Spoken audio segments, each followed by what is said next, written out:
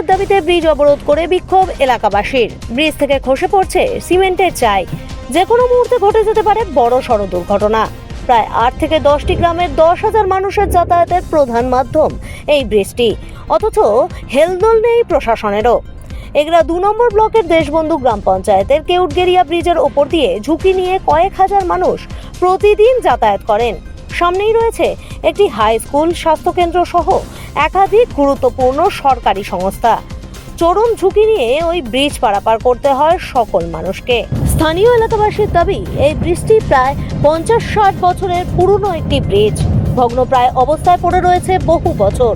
কিন্তু দীর্ঘদিন ধরেই বহুবার স্থানীয় প্রশাসন, ব্লক অফিস সহ মুখ্যমন্ত্রী দপ্তরে জানিয়েও কোনো সুরাহা হয়নি। এমনকি ব্রিজ মেরামতের জন্য গ্রামের লোকেরা নিজেরা চাঁদা তুলে ওই ব্রিজটি মেরামত করেছে। রাস্তা সারাইয়ের দাবিতে প্রায় 1 ঘন্টা পথ অবরোধ করে এলাকাবাসীরা বিক্ষোভ দেখান। আগামী দিনে ওই ব্রিজটি মেরামত না হলে আরো বৃহত্তর আন্দোলনে নামার হুঁশিয়ারি দিয়েছেন স্থানীয়রা। তবে দেশবন্ধু গ্রাম পঞ্চায়েতের উপপ্রধান আলোক মহাপাত্র জানিয়েছেন, মানুষের এই দাবি ন্যায্য দাবি।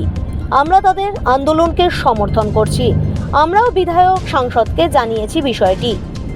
আশা করি আগামী দিনের সমস্যার কিছুটা হলেও সমাধান হবে। তবে এলাকাবাসীর আন্দোলনে তাদের পাশে থাকব। যদিও এই নিয়ে তৃণমূলকে কটাক্ষ করতে ছাড়েননি BJP. Bureau report, Bangla time. অবিলম্বে এই ভগ্ন ব্রিজ নতুন নির্মাণ করতে চাই। আমাদের দাবি মানতে হবে। আমাদের দাবি মানতে হবে। পুলটা মানে ভালো হলে আমাদেরও ভালো, যাতায়াতের আমাদেরও খুব অসুবিধা হচ্ছে। মানে যেদিন রাস্তা দুপাশেই ভেঙে গেছে, পুলটার এপাশ সেপাশ দুপাশেই ভাঙা। ইমার্জেন্সি পেশেন্ট আছে, বহু রোগী যাতায়াত করে পুলটা আছে সবচেয়ে নির্ভরশীল। পুলটাকে কামনা করি ভালো করে। আজকে আমাদের এই বিক্ষোভের মূল কারণ হচ্ছে, আমরা দীর্ঘদিন ধরে এই ব্রিজটি ভগ্নপ্রায় অবস্থায় রয়েছে। আমরা লোকাল প্রশাসন থেকে শুরু করে, এমএলএ সাহেব থেকে শুরু করে, আমরা সভাধিপতি উত্তমদা থেকে শুরু করে, এমপি থেকে শুরু করে, আমাদের সিএমআর কমপ্লেন থেকে শুরু করে সমস্ত জায়গায় জনসাধারণ থেকে স্থানীয় বাসিন্দা প্রত্যেকে উভয় জানিয়েছে, কিন্তু তার সুফল আমরা পাইনি। যার ফলে আজকে আমরা পথ অবরোধ করতে বাধ্য হয়েছি, পুল অবরোধ করতে বাধ্য হয়েছি। আগামী দিনে আমরা যদি এর না শুরু হয়, বৃহত্তর আন্দোলনে আমরা যাব এবং পথ অবরোধ থেকে শুরু করে পুল অবরোধ আবার পুনরায় করব। আমরা ভগ্ন অবস্থায় দীর্ঘদিন চলে আসছে। আমরা বিভিন্ন জায়গায় বিভিন্ন প্রশাসনিক দপ্তরে জানিয়েও আমরা তার কোনো সুরাহা পাইনি। আমি ওদের সঙ্গে সহমত পোষণ করছি এই কারণে, এটা ইংরেজ আমলের পুল ছিল। দীর্ঘদিন আমরা এই ক্ষমতায় এসেছি অল্প কয়েকদিন, 8 বছর, 2008 সাল থেকে।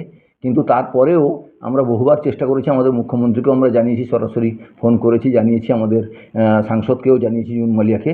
তো তারা বলেছেন প্রসেস করবেন, কাজ করবেন, কিন্তু এখনও তার কোনো কাজ হয়ে ওঠেনি। আমাদের সীমিত ক্ষমতার মধ্য দিয়ে পঞ্চায়েতের যে আর্থিক সঙ্গতি, সে থেকে আমরা কিছু কিছু করে সারানোর ব্যবস্থা করি। যখন খারাপ হয়ে যায় তখন আমরা সেটাকে রিপেয়ার করে দিই। কিন্তু এই পুলকে নতুন করে দেওয়ার ক্ষমতা তো আমাদের গ্রাম পঞ্চায়েতের নেই।